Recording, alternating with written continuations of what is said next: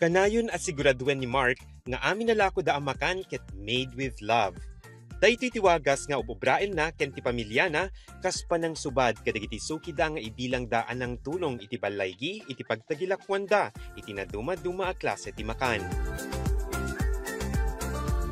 Maysa kadagiti kanayon asubya-subyanan dagiti customers ket iti overload palabok. Sigurado ang mapapawaw ka iti kaado ti toppings na. Ngem imbes as sinuuban akang runaan na toppings ti traditional palabok, bagnet, chicharon ken longganisa tilaok na. Ilocanong-Ilocano ama ko na. Patukmet kang runaan nan kadagiti grupo iti party tray.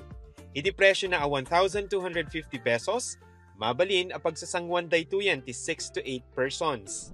Ang advantage po namin sa ibang mga nagbebenta po is maraming pagpipilian na choices. At the same time, bahala po sila na magmamatch po doon sa, for example, ito po. Bahala po yung customer kung ano yung gusto niyang piliin na gusto niyang ipagsasamahin sa isang box. Kagaya po nito, na yung cravings niya gusto niya ng matamis, gusto niya yung may maalat, gusto niya na may noodles. So sa amin po kasi pwede namin i-offer sa mga customer. Mabalin nga i-personalize ti party tray da. Mabalin na pilyan ti palabok, Filipino spaghetti, carbonara, puto, Shanghai, ti all-time favorite na Filipino barbecue, kenda dumapay.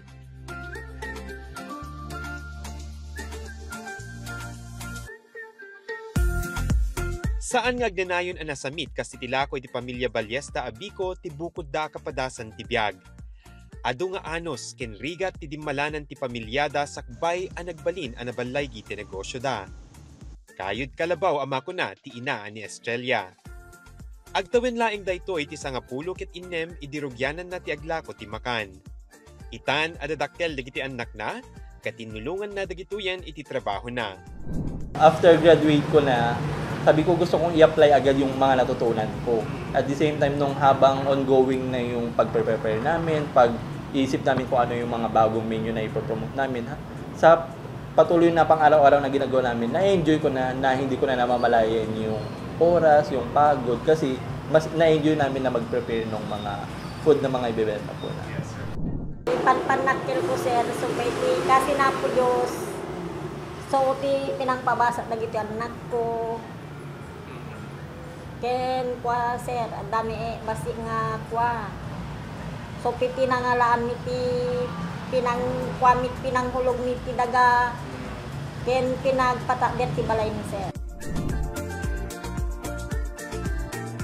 Kuna dagiti agina nga uray kasanoy ti panlugda nga agluto ken agisagana ti lakoda, saan da unay amarik na daytoy gapu iti ragsak nga ipapaay ti pagsapulan da.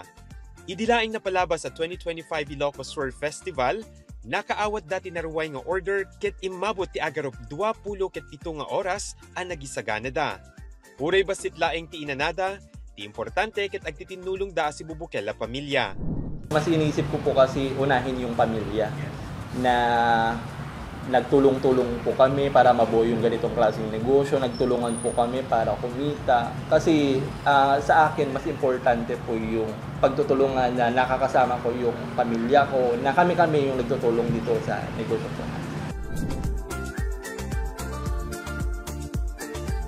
Nudaduma, saan laeng amarukod iti kinabalaygi ti may sa pamilya babaen ti kinabaknang, ngem ket di, makita daytoy babaen iti panakilangen-langen ti tunggal maysa kadakwada. Mark Magdirila, Balitang Solid North.